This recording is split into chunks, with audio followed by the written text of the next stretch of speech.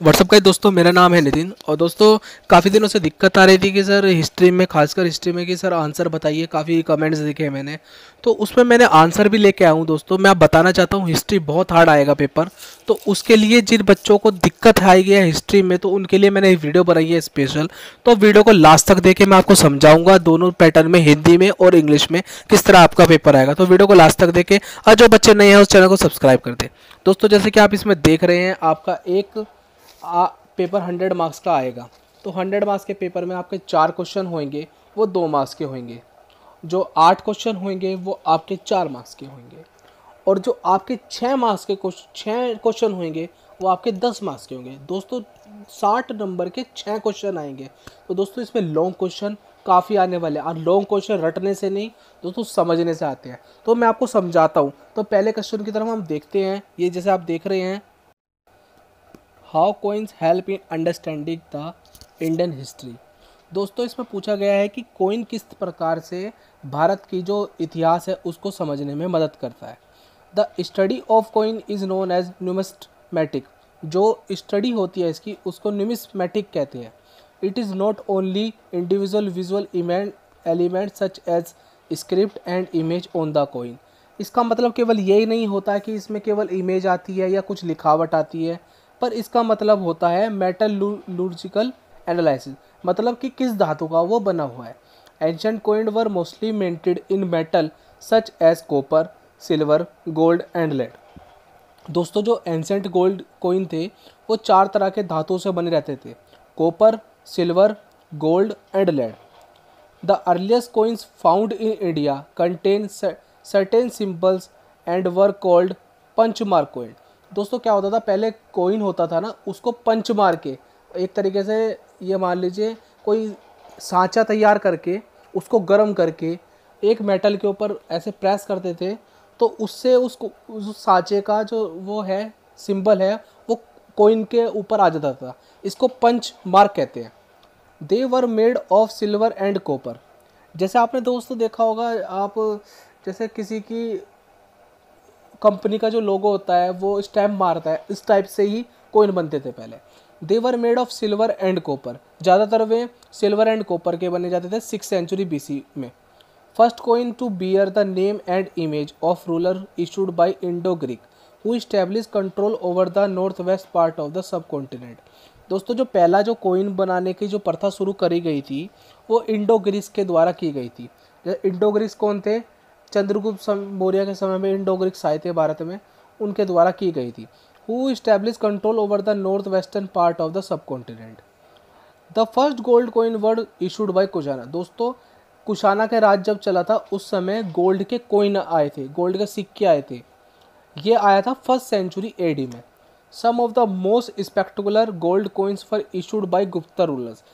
Gupta rulers के समय पे भी चंद्रगुप्त मौर्य हो गए, ये गुप्ता रूलर्स के अंडर में आते हैं। गुप्ता रूलर के समय भी गोल्ड का इस्तेमाल किया गया था। Their earliest issue are remarkable for their purity of gold content. उनका सबसे फाइन क्वालिटी का वो गोल्ड यूज़ करके थे। Coin provide useful information regarding economic history as they were use as a medium of exchange. दोस्तों, coin एक तरह का बहुत ये इकोनॉमिक हिस्ट्री में बहुत बड़ा योगदान था, क्योंकि आज भी जैसे हमें कुछ सामान लेना जाता है तो हम उसके बदले रुपए या कोइंस देते हैं, उस तरह से पहले भी कोइंस इस तरह से ही उन्होंने हेल्प कर दी। वरना पहले बार्टर सिस्टम चलता था, एक सामान के बदले दूसरा सामान मिलता था। Some coins were issued by guilds और association of merchants and craftsman with the permission of ruler. कई जो सिक्के होते थे वो मर्चेंट, मतलब क्राफ्टमैन जो कारीगर होते हैं उनके द्वारा और किसी संस्था के द्वारा बनाए जाते थे, परमिशन के द्वारा रूलर की। This show the influence of craft and commerce. इससे जो चित्रकारी है और कॉमर्स का वो हुआ था, क्या कहते हैं, रेजिंग हुई थी। Coins also portray king and gods and contain religion symbol all which throw light on the art and religion of the time. दोस्तों, कोइन क्या होता है, पहले देवी देवताओं की तस्वीरें भी आती थी कोइन में, तो उससे उस ज़माने की आर्ट और रिलीजन के बारे में भी पता चलता है।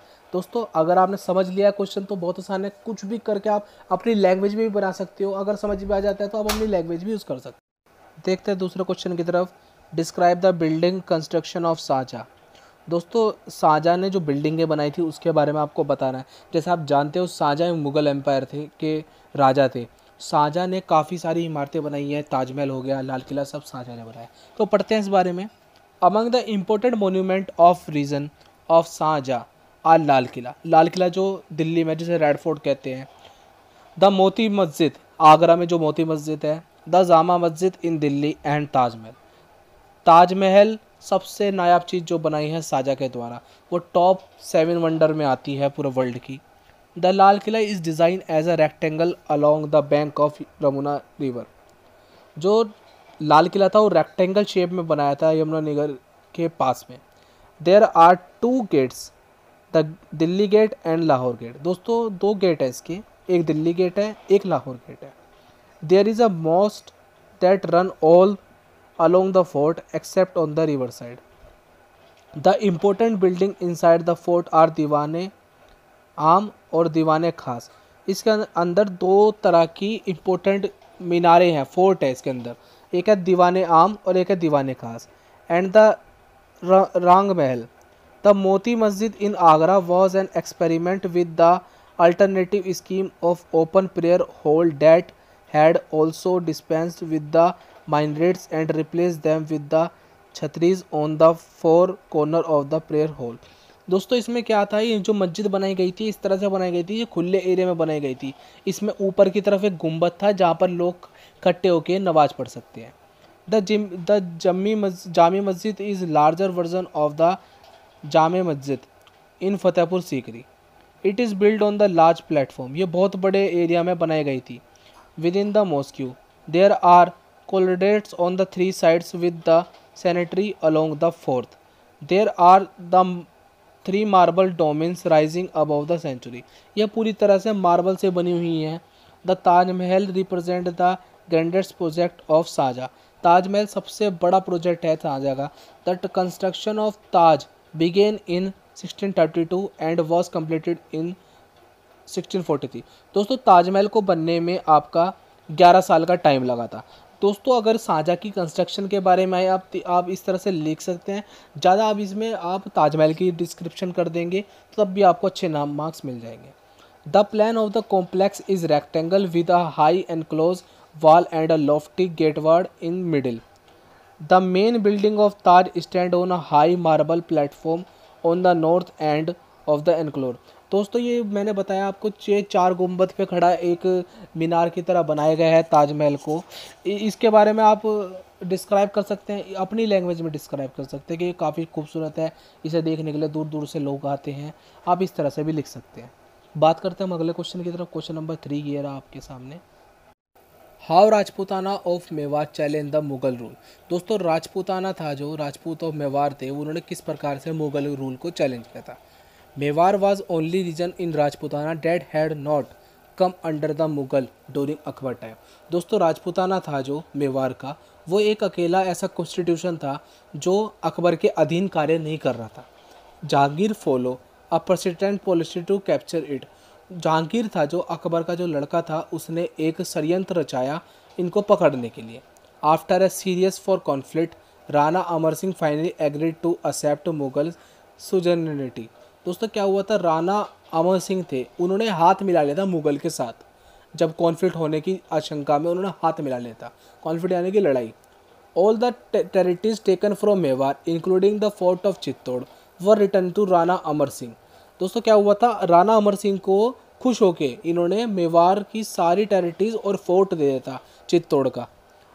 Was guaranteed to his son Karan Singh, जो करण सिंह के नाम कर दिया था। During the reign of Jahangir and Shahjahan to his son Karan Singh. During the reign of Jahangir and Shahjahan the Rajput generally continue to friendly with the Mughals and held very mansabs. दोस्तों क्या हुआ था, जहांगीर और शाहजहाँ के समय पे राजपूत और ये मुगलों के बीच में दोस्ती हो गई थी और इनके बीच में काफ़ी सारे मैनसब्स यानी कि काफ़ी सारे गठबंधन हुए थे। मतलब किसी पे राय बनी थी या हाथ मिलाए गए थे, ये कह सकते हैं आप। Shahjahan replied upon Rajput shoulder for his campaign in Deccan and north west. Consolidation of Delhi Sultanate, new administration institution also started emerging. जो दिल्ली सल्तनत में जो वो बन रहे थे, शासक बन रहे थे, वो भी इसी दौरान हुए। The administrative structure and institution introduce in India were influenced by the Mongols, Seleucids etcetera, brought by a new ruler. दोस्तों क्या हुआ था, मंगलोज के द्वारा इसमें दिल्ली सल्तनत में कदम रख दिया गया था। The extended administration introduction in different part of the country also contribute in giving shape to a new system. The Sultanate were aware of fact that they had to rule over a subject population that was largely non-Islamic. दोस्तों क्या हुआ था, ये जो जितने भी जिन्होंने राज करा है ज़्यादातर वे मुस्लिम्स थे, तो उनको एक उनके लिए बहुत बड़ी चैलेंज था कि इंडिया जो एक हिंदू कंट्री था उस पर राज करने के लिए। Thus the Sultanate of Delhi had to introduce particular measure to suit the prevalence condition in the Sultanate. From the administration point of view, the local level administration, it seems, was left mainly in the hands of village handmen etc. दोस्तों इसमें क्या हुआ था, इसमें जो power थी दिल्ली सल्तनत में, जो सेंट्रल में पड़ता था, उसको बांट दी गई थी छोटे छोटे जमींदारों में, छोटे छोटे लेवल में, गिले मतलब गांव के जो उसमें सरपंच कह लिए आप, हेड बना दिया गया था। तो लार्ज एक्सटेंट ऑफ सल्तनत necessary the evolution administration structure separately of the centre of province. इससे क्या हुआ था, छोटे छोटे राज्य बना दिए गए थे दिल्ली सल्तनत में, और उसका एक हेड बना दिया गया था, और वो हेड हिंदू होता था या मुसलमान होता था। तो इससे एक तरीके से एक राज करने की फीलिंग आती थी। Thus, during the Sultanate period, administration institute emerged at different levels, center, provincial and local. दोस्तों बात करते हैं हम अगले क्वेश्चन की तरफ। Right a short note out in conflict of nobility of Delhi सल्तनत। दोस्तों इसमें आपको बताना है कि किस प्रकार की लड़ाई हुई थी दिल्ली सल्तनत को पाने के लिए, एक नया वर्ग पैदा हो गया था, उसके बारे में इसमें डिस्कस करेंगे। Inner conflict of nobility of Delhi सल्तनत। दोस्तों इससे पहले मैं आपको बता देता हूँ, दिल्ली सल्तनत में मोहम्मद गोरी के मरने के बाद मोहम्मद गोरी ने अपना जो सारा साम्राज्य था, दिल्ली सल्तनत थी, वो अपने गुलाम वंश को दे देता। मतलब गुलाम वंश कौन, जो उनके यहाँ पर काम करते थे। तो उनका राज रहा 1206 से लेके 1290 तक गुलामों का राज रहा, जिसमें कुतुबुद्दीन ऐबक जिन्होंने कुतुब मीनार का स्थापना करी थी, जिन्होंने बनवाई थी, बिल्ड करवाई थी, वो भी गुलाम वंश में ही आते हैं। उसके बाद खिलजी वंश आया 1290 में से 1320 तक, जो उसकी फिल्म थी आपने देखी होगी रणबीर सिंह की खिलजी, वो वाला वंश आया। फिर तुगलक आया, फिर सैदेव वंश आया, फिर लोधी वंश आया। जो लोधी फिर सबसे लास्ट था, लोधी को मारा था बाबर ने, जिसको बैटल ऑफ पानीपत कहा जाता है। तो पढ़ते हम 300 ईयर ऑफ दिल्ली सल्तनत विटनेस 5 डोमेस्टिक रूल। जैसे मैंने बताया कि 5 तरह की इसमें डायनेस्टी आई थी जिन्होंने 300 साल तक राज करा। The main reason for change of dynasties and dropping of ruler was constant struggle between Saltanat and the nobility. दोस्तों क्या हुआ था, जब गुलाम वंश राज कर रहा था, उसी समय पे जो पैसे वाले थे, जो पूंजीपति लोग थे, उन्होंने उनके अंदर एक तरीके से उन्हें नोबिलिटी का नाम कहा गया है, जिनको कहते हैं उमारा। तो उसमें इतनी पावर आ गई थी पैसों की कि वो दिल्ली की सल्तनत थी, जो गुलाम वंश थी, उनको चैलेंज कर रहे थे। Soon after the death of Aibak, जो कुतुबुद्दीन ऐबक की जो डेथ के बाद, they starting fighting over the questioning of succession. Finally Iltutmish emerge victories. Iltutmish created a group of loyal nobles called Turkan इन छिलिछलगानी। दोस्तों इसने एक वो बनाई थी नोबल, उसका नाम था तुर्कन एल Chihalgani. After the death of Iltutmish, various faction of the group of 40 got involve in making their favourite son and daughter as sultan. दोस्तों क्या हुआ था, इल्तुतमिश के मरने के बाद क्या हुआ था, जो खिलजी वंश था वो आया, उसके बाद उनके मरने के बाद उसका अगला बेटा आया, फिर इस तरह से होने लगा कि बाप के मरने का बेटा आया, फिर बेटे के मरने का उसका बेटा आया। तो इन 10 years 5 sultanate were change after the sultanate who occupied the thrones. 420 Nasiruddin Mahmud for 20 years hardly rule one of the powerful noble Balban who defaulted sultan. दोस्तों ये नसरुद्दीन मोहम्मद है, इन्होंने 20 साल राज करा था। इनकी बहुत अच्छा मतलब काफ़ी पावरफुल इनका राज रहा था। The same Balban succeed Nasiruddin after his death, और उसके बाद उसका बेटा बन गया था almost similar event happen after the death of each powerful सुल्तान।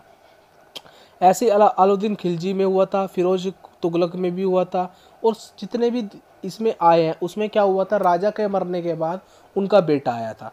तो ये दिल्ली सल्तनत की कहानी है पूरी। तो दोस्तों इसका 300 साल का राज रहा है। तो काफ़ी सिंपल क्वेश्चन आपको समझ में आ गया, आप खुद बना लेंगे, अपने वर्ड में आप खुद बना सकते हैं। बात करते हैं अगले क्वेश्चन की तरफ। Who were ulama? What was the position of ulama under the administrative system during Delhi सल्तनत? दोस्तों उलामा किन्हें कहते हैं? उलामा का सिंपल मीनिंग हो गया काजी, जिन्हें काजी कहते हैं, जिन्हें धर्मगुरु कहते हैं। दिल्ली सल्तनत के समय में क्या हुआ था कि उलामा नाम के धर्मगुरु बनाए गए थे, जिनको काफ़ी रेस्पेक्ट दी जाती थी राजाओं द्वारा। वो क्या करते थे, जितने भी रिलीजियस जो फंक्शन, रिलीजियस जो आपका फैसले होते थे वो उलामा लिए करते थे, क्योंकि उनको धर्म की काफ़ी ज़्यादा समझ थी। तो राजा महाराजा उनसे पूछ के ही कार्य करते थे, जितने भी धार्मिक विचारों पे बात करनी हो या धार्मिक आप न्याय देना हो किसी को, तो उलामा से पूछ के ही कार्य करते थे। इनकी काफ़ी अच्छी बातचीत थी। The religious intellectual group of Muslim was collective referred at ulama. मैंने बताया कि पढ़े लिखे ग्रुप ऑफ मुस्लिम, जो पढ़ा लिखा ग्रुप था रिलीजियस बुक को पढ़ने वाला, उनको उलामा कहते हैं। People of this group manage religious matter and interrupted religious regulation for sultan. मैंने जैसे आपको बताया कि रिलीजियस मैटर में ये दखलांदाजी करते थे, जो भी मैटर होता था उसके बारे में जो सुल्तान था वो उनसे मदद लेता था। They were also in charge of judiciary matter and work of qazis at various level. दोस्तों एक तरह के जज थे, आप मान लीजिए इनका फैसला सर्वप्रिय होता था, खासकर रिलीजन के वे में। It was quite influential group and commanded respect of sultan and nobility. दोस्तों इनको दोनों तरफ से रेस्पेक्ट मिलती थी, सुल्तान से मिलती थी, नोबिलिटी से मिलती थी। नोबिलिटी मैंने आपको बताया था पहले वाले क्वेश्चन में कि नोबिलिटी कौन होते हैं, उनसे दोनों से इनको अच्छी खासी रेस्पेक्ट मिलती थी। They also had influence among Muslim message. दोस्तों इनका लोगों में जो मुसलमानी जो कौम थी उसमें काफ़ी अच्छी उठ बैठ होती थी, क्योंकि लोग इनके पास ज़्यादातर आते रहते थे, तो इनको सारे ग्रुप की मुस्लिम्स की जितनी भी दिक्कतें उनको पता रहती थी। This groups use to pressurise the sultan to run sultanate as per the relation law of Islam. दोस्तों क्या करते थे, अगर जैसे कोई भी सुल्तान इस्लाम के विरुद्ध कार्य करता था, अपनी लो इस्लाम के विरुद्ध लाता था, तो उसको प्रेशराइज करने का कार्य करते थे कि आप धर्म के हिसाब से कार्य करो। The sultan and noble generally tries to run the administration affair as per the need state rather the number issue, but some followed their lines. दोस्तों काफ़ी सल्तनत तो इनकी बातें मानती थी, पर काफ़ी सल्तनत है ना लो के हिसाब से चलती थी, पर फिर भी इनका जो रोल था वो एडमिनिस्ट्रेशन में बहुत माना जाता था। उलामा एक तरह के धर्म गुरु थे, जैसे आजकल इंडिया में काफ़ी धर्म गुरु हैं, इस टाइप के उलामा थे। तो अगले क्वेश्चन की तरफ बात करते हैं। दोस्तों इस क्वेश्चन को शुरू करने से पहले मैं आपको बताना चाहता हूँ कि ये मैं आपकी हिस्ट्री 2 पार्ट में लाऊंगा, जिसमें आपकी पूरी सिलेबस कंप्लीट हो जाएगा। तो पहले पार्ट में मैं आपको ज़्यादातर आपका 4 मार्क्स के 2 मार्क्स के कवर होंगे, दूसरे पार्ट में आपका 10 मार्क्स का कवर होगा, वो आपका इसके अगले दिन ही आपको मिल जाएगा। उसके लिए आपको चैनल को सब्सक्राइब करना है और बेल आइकन को दबाना है, ताकि आपके पास अपडेट आ जाए एकदम से। तो दोस्तों बात करते हैं हम अगले क्वेश्चन के बारे में। Describe the effect of introduction of railway on the economy of the colonial India. दोस्तों इसमें बताना है कि आप इसको कॉलोनियल इंडिया को इस तरह से समझिए कि ब्रिटेन के लिए सारा देश अलग अलग कॉलोनी बना हुआ था। India as a colony Britain उसको देखता था। वो यहाँ पर रोजगार करने आया था, परंतु यहाँ पर कॉन्फ्लिक्ट थी, लोग आपस में बटे हुए थे, तो उसने एक प्रकार का यहाँ पर इंस्टीट्यूशन ही बना लिया था, कॉन्स्टिट्यूशन ही बना लिया था। तो उसमें देखते हैं हम, describe the effect of introduction of railway on the economy of colonial India, यानी कि उसका इफेक्ट क्या रहा colonial India. In 1853 Lord Dalhousie took the decision of construct railway in India. 1853 में पहली बार Lord Dalhousie took the decision to construct railway in India. Very often the railway has been seen as a market of the modernization that looks place under the British rule. दोस्तों इसमें क्या हुआ था कि railway आने से यहाँ पर जो यहाँ का कारोबार था वो बूम हो गया था और इससे ब्रिटिश रूल को बहुत फ़ायदा हुआ था। But the construction of railway in India only further strength the colonial nature of India economic development. इससे क्या हुआ, इकोनॉमिक डेवलपमेंट हुआ इंडिया का, और जिसका असर सीधा डायरेक्टली ब्रिटिश को पड़ा और इंडिया को भी पड़ा। The railway network made it easier to penetrate the interior market and source of raw material in the colony and link them port city instead of linking internet market to each other.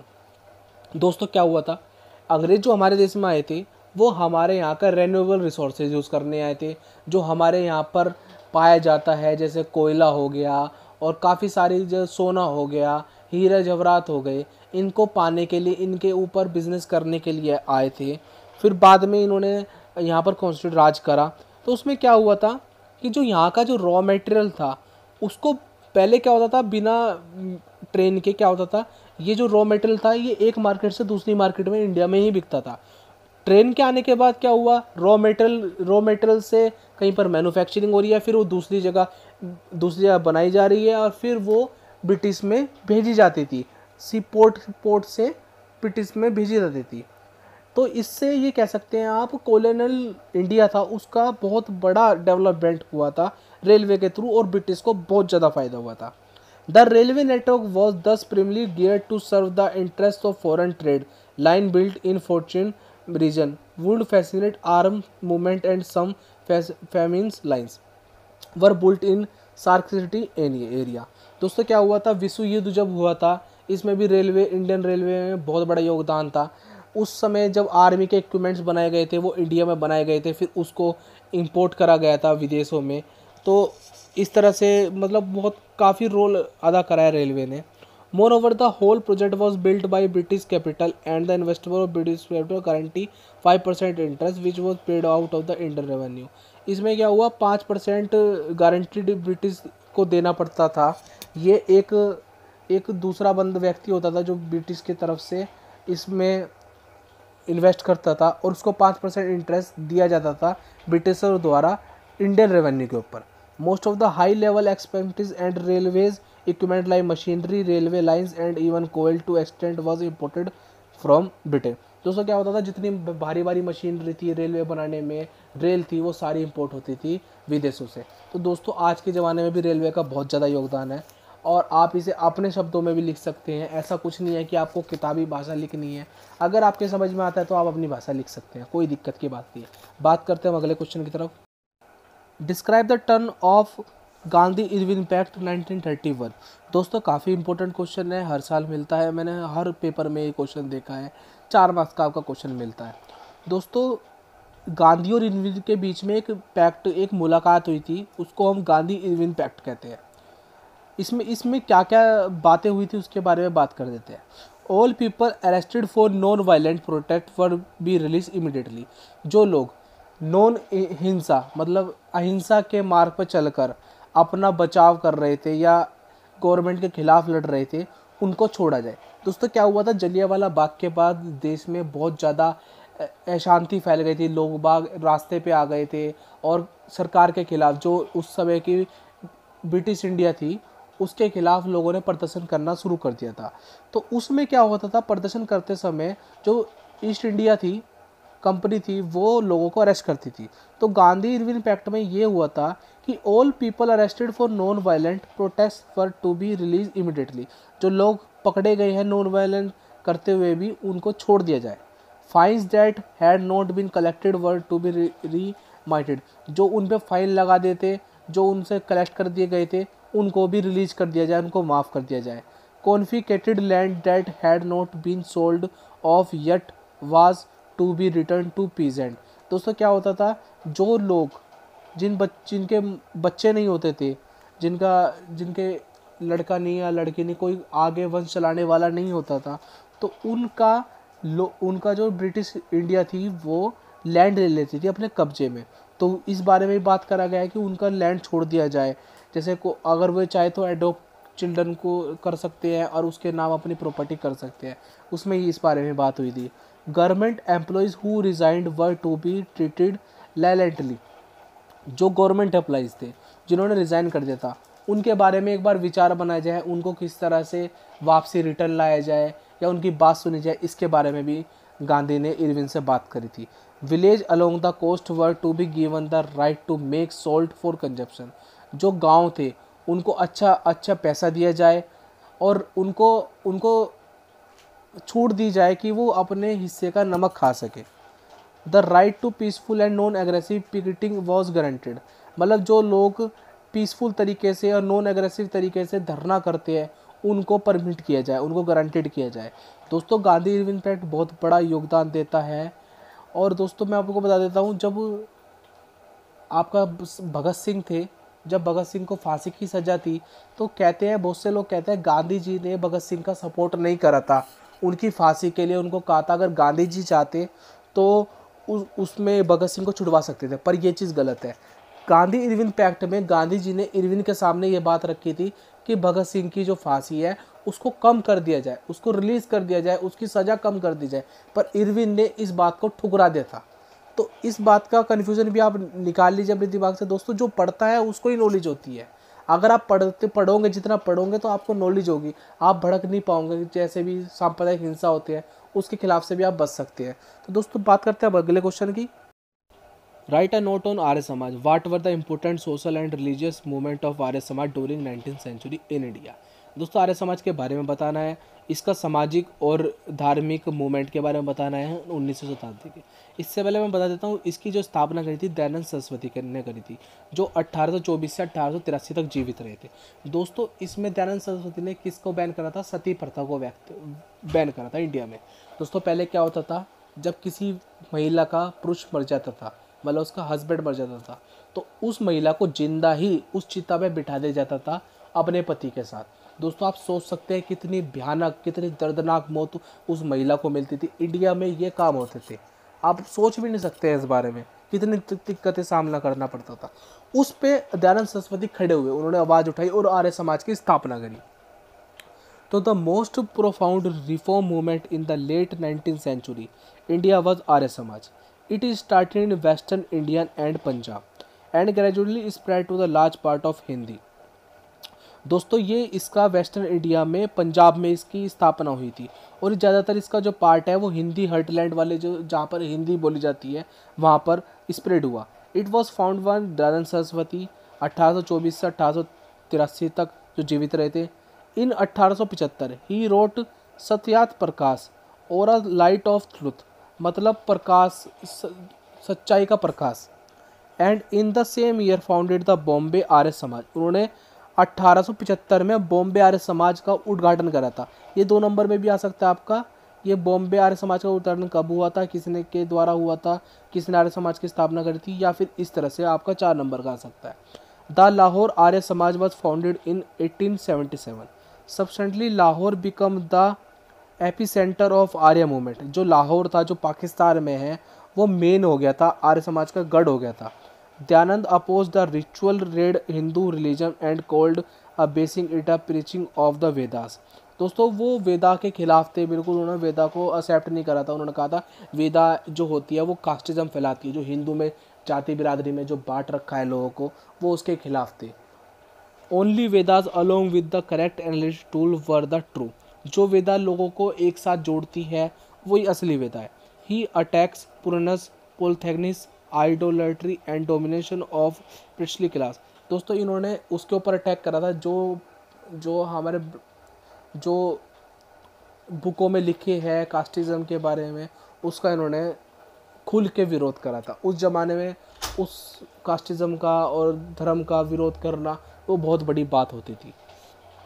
He adopted Hindi for reaching out the message. उन्होंने हिंदी भाषा को अपनी main भाषा चुना था। He also oppose child marriage. उन्होंने जो child marriage होती थी, जो 14 साल से नीचे के लड़का लड़की ब्याह दे देते थे, उसको उन्होंने अपोज करा था, मतलब उसको बैन करवाया था एक तरीके से। He was fiercely oppose to multiplicity of caste which throw the primary responsible of encouraging conversion of lower caste into Christianity and Islam. दोस्तों उनके हिसाब से कहना यह था कि छोटी कास्ट के जो लोग होते हैं उनके ऊपर इतना उनको टॉर्चर करने के कारण वो क्या करते थे, हिंदुज़म से कन्वर्ट हो जाते थे क्रिश्चियन में और इस्लाम में। तो दोस्तों ये जो होता था ये बहुत गलत होता था। तो इसके बारे में इन्होंने आर्य समाज की स्थापना करी थी। अगले क्वेश्चन की बात करते हैं। Right a short note on cause of the revolt of 1857। दोस्तों 1857 की क्रांति के बारे में आपको बताना है। ये हुई थी जो आज़ादी से पहले 1947 से पहले एक और रिवोल्ट हुई थी, उसको 1857 की रिवोल्ट कहता है। ये 4 मार्क्स का आपका मिल जाएगा आपको क्वेश्चन। इसमें इस तरह से पूछ सकते हैं, कोज भी पूछ सकते हैं और दूसरा पूछ सकते हैं फेलियर, ये फेल क्यों हुई थी। इसका मैं दोनों का आपका एक ही क्वेश्चन में आपको आंसर दे देता हूँ। Initial disturbance started in March 1857 when Barakpur near Calcutta, Mangal Pandey, a sepoy, asked other sepoy to rise against the British military official and he killed the British adjutant। दोस्तों क्या हुआ था, मंगल पांडे नाम का एक सिपाही था ब्रिटिश मिलिट्री में। मंगल पांडे के ऊपर पिक्चर भी बनी हुई है आमिर खान की, आपने देखी होगी। तो उसमें क्या हुआ था, उसने विद्रोह कर दिया था। उसने कहा था कि हम, उसने दूसरे सिपाही को, दूसरे जो सैनिक थे उनको, उनके कान भरने शुरू करे कि हम इस ब्रिटिश कानून के खिलाफ खड़े होते हैं, अपने पैर खड़े करते हैं, हमारे देश में हम पे ही राज कर रहे हैं। इसके ऊपर उसने दूसरे जो सिपाही थे, जो इंडियन सिपाही थे, उनके कान भरने शुरू कर दिए। दोस्तों क्या होता था, ब्रिटिशर केवल 1 लाख थे जो राज कर रहे थे। 1 लाख लोग, आप यकीन करेंगे 32 करोड़ लोगों पे राज कर रहे थे उस समय पे। तो उसमें क्या था, जितने भी ब्रिटिशर थे सब हाई रैंक पे थे और जो नीचे तबका था काम करने वाला वो सारा इंडियन था। तो जितना मोस्टली जो आर्मी थी वो सारी इंडियन थी। तो मंगल पांडे ने इस तरह से विद्रोह करा था। Mangal Pandey was later arrested and hang to death. वो पकड़ा गया और मारा गया। After that in May 1857 at the Meerut the regiment of Indian sipahi shoot down the British officer. एक मेरठ में एक रेजिमेंट थी, उसने एक ऑफिसर को मार दिया। Broke up the prison, release their command comrade and cross over to Delhi to appeal Bahadur Shah second. उन्होंने क्या काम करा था, जितने भी उसके जो लोग कारीगर में बंदी थे उनको सबको छोड़ दिया और बहादुर शाह सेकंड से मदद ली, जो दिल्ली के उस समय सल्तनत में बैठे थे। द पैशनूर Mughal empire to become their leader. Rumor spread about the fall of the British rule and soon the revolution spread to the other part of the north and central India। दोस्तों इसमें क्या हुआ था, जब मुगल इसमें एंटर हो गए थे और इससे पूरे देश में एक भावना फैल गई थी क्रांति की।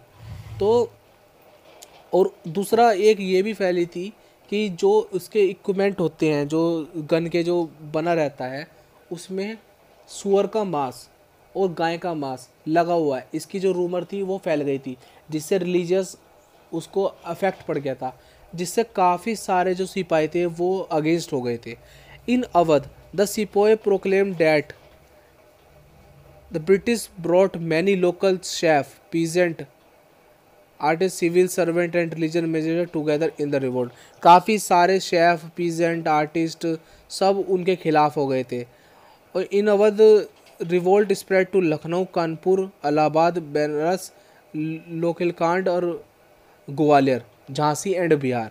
ये इतनी जगह पे फैल गई थी। The revolt in this area have massive response among the civil population. इससे जो वहाँ के स्थानीय जो लोग थे, पॉपुलेशन थी, उसमें एक बहुत अच्छा रेस्पॉन्स गया कि हाँ आज़ादी का बहुत अच्छा रेस्पॉन्स गया।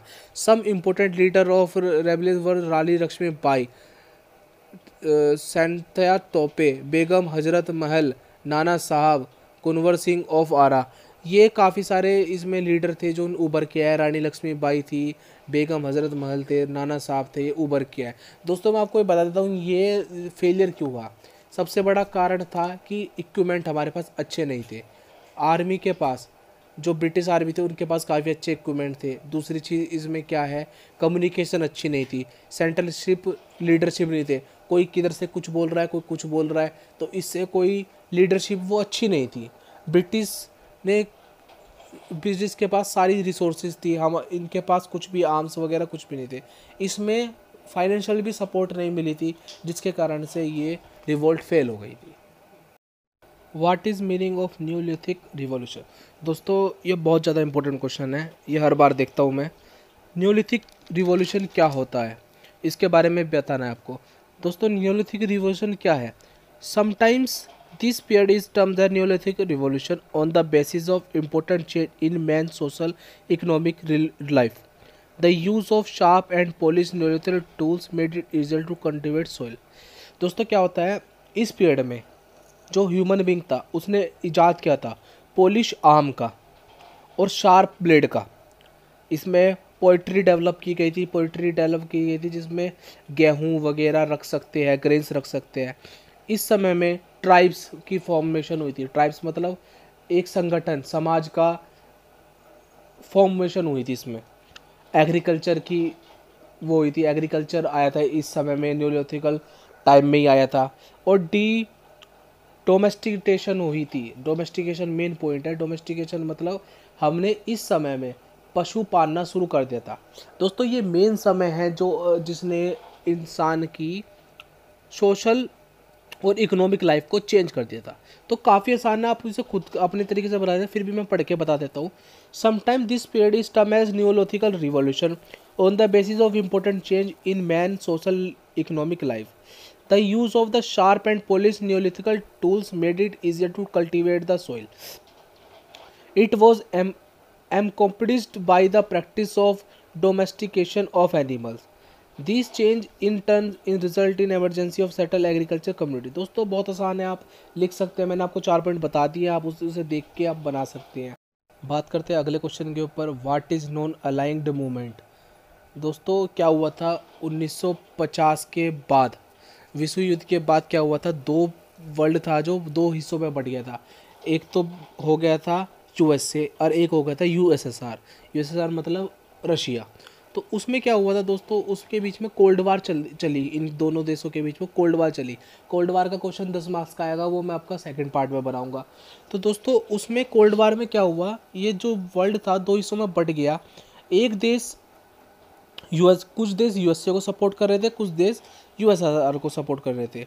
तो इसमें से कोई देश, बहुत से जो देश थे उनको, जैसे India, Pakistan, Egypt, Cuba and Indonesia, इन्होंने नॉन एलिगमेंट मूवमेंट को सपोर्ट किया था। यानी कि ना तो हम इस तरफ है ना हम इस तरफ है, वो न्यूट्रल थे बिल्कुल। तो इसको ही नॉन एलिगमेंट मूवमेंट कहा गया है। डिस्पाइट, इसमें पढ़ लेते हैं, an association of former colonize state since the 1950s trying to avoid new dependency on superpower, the USA and USSR. Name stand including India, Pakistan, Egypt, Cuba and Indonesia. Despite pledge of non-agreement, some NAM states did not become dependent on rather another superpower in matter of military defense or trade and economic action. दोस्तों क्या हुआ था, काफ़ी सारे देश तो America के साथ चले गए थे, काफ़ी सारे देश रशिया के साथ चले गए थे। तो उसमें क्या होता था, अगर उन जो रशिया के पार्टनर देश थे, अगर उस पर कोई भी संकट आ जाता था तो रशिया सपोर्ट करता था। और अमेरिका के जो पार्टनर देश थे उनके ऊपर कोई भी सब दिक्कत आती थी तो अमेरिका सपोर्ट करता था। तो ये म्यूचुअल डिफेंस आर्मी को एक तरह से शेयर करते थे एक दूसरे में। तो भारत था वो न्यूट्रल था, वो नॉन अलाइंड मूवमेंट था, मतलब उसने किसी को सपोर्ट नहीं करा था, वो एक तरीके से बिल्कुल अपने ऊपर डिपेंडेंट था, अपने ऊपर। तो ये बहुत आसान है, आप लिख सकते हैं ऐसे। बात करते हैं अगले क्वेश्चन के ऊपर, देखते हैं अगले क्वेश्चन की तरफ। What was doctrine of lapse describe. दोस्तों क्या होता है, पहले जो डलहौजी आए थे उनके आने से पहले क्या होता था, हिंदू धर्म के हिसाब से अगर जैसे कोई राजा है, उसका कोई उत्तराधिकारी नहीं है, यानी कि उसका कोई नेचुरल सन नहीं है, वो कोई भी अडॉप्ट कर सकता था और उसको अपना उत्तराधिकारी बना सकता था, जिससे जो वो राज्य वगैरह सब उसका हो जाता था। परंतु डॉक्टर डलहौजी जो था, जो गवर्नर था इंडिया का 1848 से 1856 तक, तो उन्होंने क्या करा था, उन्होंने एक ऐसी पॉलिसी लाई थी जिसमें क्या करा था कि जो भी राजा है, अगर उसके अगर बच्चा नहीं है, अगर उसका नेचुरल सन नहीं है, तो वो प्रॉपर्टी सारी गवर्नमेंट को चली जाती थी। गवर्नमेंट मतलब ब्रिटिश को चली जाती थी। तो इसके बारे में हम देखते हैं। The doctrine of lapse was annexation policy devised by lord Dalhousie, who was governor general of India between 1848 and 1856। दोस्तों इसमें डलहौजी के द्वारा लाई गई थी, जो गवर्नर था 1848 से 1856 तक। There was a widespread custom of adopting among the Indian kings to secure hire in the absence of the natural successor, that is son. दोस्तों ये पहले क्या मैंने बताया था, पहले इसमें ऐसा होता था कि अगर किसी के पास बच्चा नहीं होता था तो वो किसी बच्चे को अडॉप्ट कर लेते थे ताकि उनका वारिस बना रहे. But as per the doctrine of the lapse, any state created by under the direct influence of the British East India Company as a vassal state under the British subsidiary system would automatically lapse or on access by British if the ruler was neither incompleted or died without a natural male heir. दोस्तों जो मैंने इसमें underline कर रखी है आप उसे देख सकते हैं. तो इसमें क्या था जी, अगर किसी का नेचुरल बच्चा नहीं है, यानी कि केवल मेल ही होना चाहिए, लड़के भी नहीं, केवल मेल होना चाहिए, तो अगर मेल नहीं है तो वो गवर्नमेंट के अंदर आ जाएगी. Thus no only long establish right of the Indian sovereignty without a heir choose successor was taken over, but the British also took over the authority of deciding competence of Indian ruler. दोस्तों उसमें उनकी pension भी बंद कर दी गई थी, जो रूलर थे उनकी पेंशन भी बंद कर दी गई थी, उनका उत्तरदायी ना होने के कारण उनका साम्राज्य अपने अधीन कर लिया गया था. और इससे क्या हुआ था, इससे ब्रिटिश का जो राज था वो और ज़्यादा फैल गया. जो एरिया में जो एम्पायर खड़े हुए थे, जो इंडिया के एम्पायर खड़े हुए थे, उनको अपने आप अपने कंट्रोल में ले लेता, वहाँ के शासक बन गए थे. तो उससे ब्रिटिश पूरे देश में फैल गए थे. तो इसी कारण दोस्तों 1857 की जो लड़ाई हुई थी वो इसका बहुत बड़ा कारण है कि इसके कारण 1857 की लड़ाई में सारे राजा वगैरह सब ने पार्ट लेना शुरू कर दिया था. और इसके बारे में दोस्तों मैंने आपको बता दिया है, आप इसे अपनी लैंग्वेज में भी लिख सकते हैं, काफ़ी आसान है. इसके बारे में पूना पैक्ट हुआ था जो गांधी और इरविन के बीच में होता 1933 में, उसमें गांधी जी ने इसी बारे में बात रखी थी, आप डॉक्ट्रिन ऑफ लैब्स को हटा दीजिए. तो देख सकते हैं आप, वो मैंने क्वेश्चन डाल रखा है इसी में. अगले क्वेश्चन की तरफ बात करते हैं. Briefly explain the regulating act of 1773. दोस्तों ये काफ़ी इंपॉर्टेंट है. 1773 से पहले ईस्ट इंडिया कंपनी भारत में आई थी. दोस्तों जो अंग्रेजों लोग आए थे ये व्यापार करने के लिए आए थे, पर क्या हुआ, ईस्ट इंडिया कंपनी एक तरह की कंपनी थी जो इंग्लैंड की थी, वो इंडिया में व्यापार करने आई थी. तो उन्होंने देखा 1973 से पहले ब्रिटिशरों ने महसूस किया कि जो ईस्ट इंडिया कंपनी थी वो पैसे खा के गद्दी पे बिठा रही है और गलत एक तरह से पावर का गलत इस्तेमाल कर रही है. तो इसमें उन्होंने सन 1773 के बाद इन्होंने इंडिया में एक ब्रिटिश रूल को इस्टेब्लिश किया था. तो उसके बारे में ये है, तो देखते हैं. Under the regulating act of 1773 the king in council created a supreme court in presidency town of Calcutta. Calcutta के अंदर सुप्रीम कोर्ट बनाई गई थी, यानी कि कॉन्स्टिट्यूशन की रचना हुई थी हमारे देश में, ब्रिटिश कॉन्स्टिट्यूशन की एक तरीके से. Under the charter the supreme court also had the authority to exercise all type of judiciary in the region of Bengal, Bihar and Orissa, with the only caveat that it is situation where the dispute amount was excess of 4,000, their judgment could be appealed to the Privacy Council at London. The Supreme Court in the Madras and Bombay were finally established in 1801 and 1823 respectively. दोस्तों पहले तो ये थोड़े level पे ही थी, बंगाल, बिहार और उड़ीसा में थी, फिर उसके बाद ये स्प्रेड हो गई, ये फिर उसके बाद बॉम्बे में बनी, फिर मद्रास में बनी, फिर ये पूरे देश में हमारे ये फैल गया था. तो ब्रिटिश रूल पूरे देश में हमारे लग गया था, जो जिसका हमें इंडिपेंडेंस मिली 1947 में. तो इस तरह से आप इस क्वेश्चन को लिख सकते हैं. बात करते हैं हम अगले क्वेश्चन के ऊपर. Write the role of charter act 1813 in spreading English education in India. दोस्तों इसमें 1813 एक्ट के बारे में बताया गया है जिससे इंग्लिश भाषा का इंडिया के अंदर डेवलपमेंट हुआ है. English education was first introduced in India in 18th century through some charity school in Calcutta. दोस्तों ये 18 शताब्दी में चैरिटी स्कूल होते हैं जो कलकत्ता में शुरू हुए, मद्रास में शुरू हुए, बॉम्बे में शुरू हुए, for education European and Anglo Indian children. European बच्चों को और एंग्लो इंडियंस, यानी एंग्लो इंडियंस वो जिनके माता पिता यूरोपियन होते हैं, या तो माँ होती है या पिता होता है, तो उन्हें एंग्लो इंडियन चिल्ड्रंस कहते हैं. Although the East India Company supported these schools in various ways, but it did not take any responsibility for teaching English language to Indian population. वैसे तो ईस्ट इंडिया कंपनी सपोर्ट करती थी इन स्कूलों को कई तरह से, पर वह इस चीज़ की कोई भी जिम्मेदारी नहीं लेती थी कि पढ़ाने की इंग्लिश एजुकेशन तो इंडियन पॉपुलेशन को.